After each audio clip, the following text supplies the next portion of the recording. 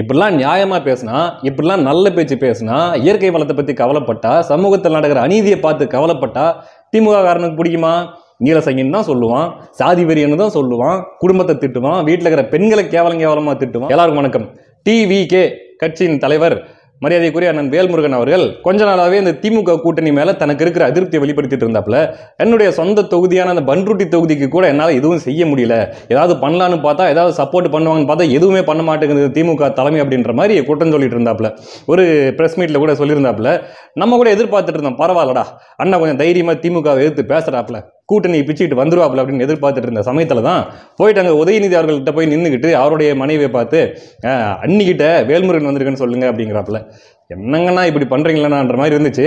இந்த நிலையில தான் சட்டமன்றத்தில் பேசியிருக்காப்புல, அதாவது தன்னுடைய கருத்தை எடுத்து முன் வச்சிருக்காப்புல அண்ணன் வேல்முருகன் அவர்கள்.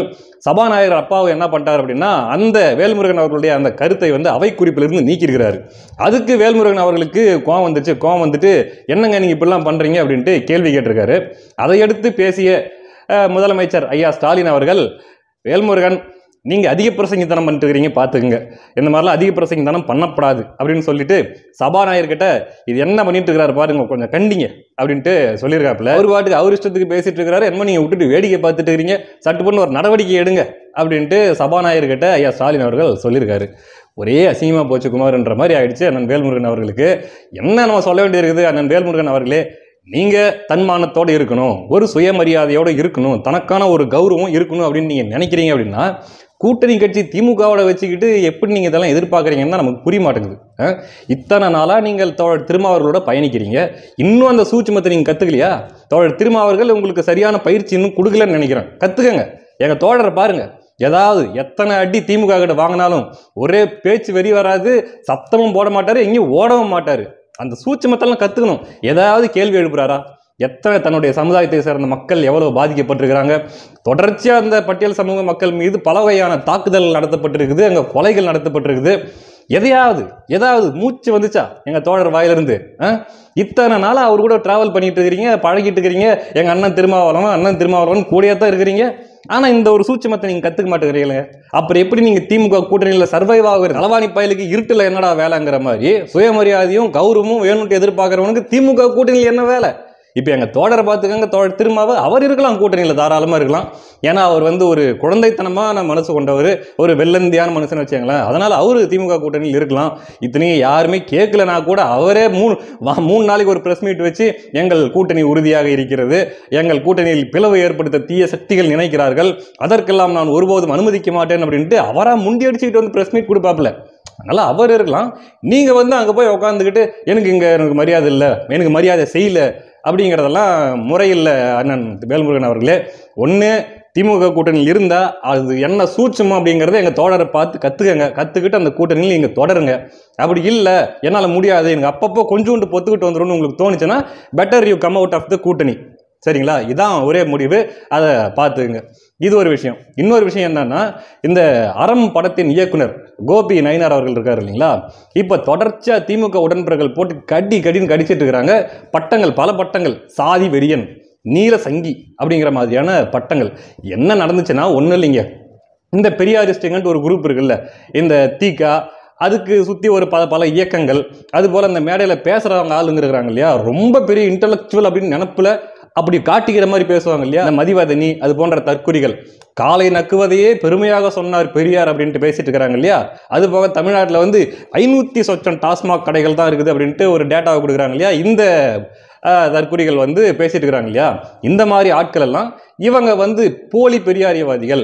ஏன்னா அதிகாரத்தை நோக்கி இங்க கேள்வி எழுப்புறதில்ல. பட்டியல் சமூக மக்கள் எத்தனை பேர் இங்க பாதிக்கப்பட்டு இருக்கிறாங்க இந்த திராவிட மாடல் ஆட்சியில.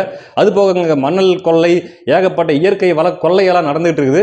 இதுக்கெல்லாம் எதிராக இவங்க கேள்வியே கேட்க மாட்டாங்க. அதுக்கு பதிலாக உட்காந்துக்கிட்டு அதிகாரத்துக்கு முட்டு கொடுத்துட்டு இருப்பாங்க. அதிகாரத்துக்கு சாமரம் வீசிக்கிட்டு, அதிகாரத்துக்கு புகழ் பாடிக்கிட்டு இப்படிதான் இருப்பாங்களே தவிர உண்மையான பெரியாரியவாதிகளாக இவங்க நடந்துக்க மாட்டாங்க. இவர்கள் போலி பெரியாரியவாதிகள் அப்படின்ட்டு பேசியிருக்காரு கோபி நயினார் அவர்கள். பெரியாரே ஒரு போலிதான் அப்படிங்கிறது அவருக்கு புரிய மாட்டேங்குது. சரி, அதையும் புரிஞ்சுக்குவார்னு வச்சுங்களேன். இப்போ என்ன ஆச்சுன்னா, உடனே இந்த திமுக உடன்பிறப்புகள் எல்லாம் சேர்ந்து கடின்னு கடிக்க ஆரம்பிச்சிட்டாங்க. யாருக்கு ஆதரவா? இந்த பெரியாரிஸ்டுங்களுக்கு ஆதரவா.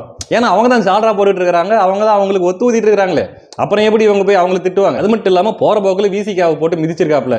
எத்தனை பட்டியல் சமூக மக்கள் பாதிக்கப்பட்டு கொண்டிருக்கிறார்கள், ஆனால் அதுக்கெல்லாம் நீங்கள் யாருமே வாய் திறக்க மாட்டீங்க. கூட்டணியில் போய் உட்காந்துக்கிட்டு அப்படி என்ன ஒரு மானங்கட்டு பொழப்பு பொழைக்க வேண்டியது இருக்குது என்ற மாதிரி கேட்டிருக்காப்புல.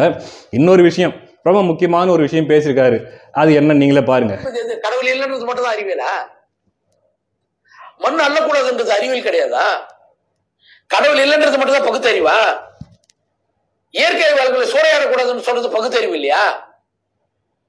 நீ ஒரு பகுத்தறிவாளனா இருந்தாக்கா இயற்கை வளங்களை சூறையாடக்கூடாது அப்படின்னு சொல்ற கோபி போன்ற என் போன்றவர்கள் மீது வழக்கு போடாமல் நீதான் இந்த அரசுக்கு தேவையான ஒண்ணு என்ன அணைச்சிக்கணுமா? என் மீது வழக்கு போட்டு என்ன அச்சுறுத்தணுமா? அப்போ நீ யாராவ இருக்கிறனா? ஒரு சர்வாதிகாரியா இருக்கிற. திராவிடம் என்ற பேர்ல நீ சர்வாதிகார. அவன் சனாதன தர்மம் என்ற பேர்ல சர்வாதிகாரா. சர்வாதிகாரம் எதன் பேர்ல இருந்தான்னா? சர்வாதிகாரம் தானே. அது திராவிடத்தின் பேரில் இருந்தான்னா, சனாதன தர்மத்தின் பேரில் இருந்தான்னா? சனாதன தர்மத்தின் சர்வாதிகாரத்தை விட திராவிடத்தின் சர்வாதிகாரம் மிக கொடூரமாக இருக்கும். ஏன்னா என் எதிரி என்கிட்ட சண்டை போடும் போது என்னையும் அவன் கொள்ளுவான், அவனையும் நான் கொள்ளுவேன், அதுக்கு எனக்கு ஒரு வாய்ப்பு இருக்குது. ஆனா என் தோழன் என்கிட்ட சண்டை போடும் போது அவனை எதிர்த்து தாக்குவதற்கு எனக்கு வாய்ப்பு கிடையாது. நல்ல பெரியாரிஸ்ட் எப்படி இருப்பன்றத முதல்ல பெரியாரியவாதிகள் சொல்லிக்கிறோம் முதல்ல கத்துட்டோம்.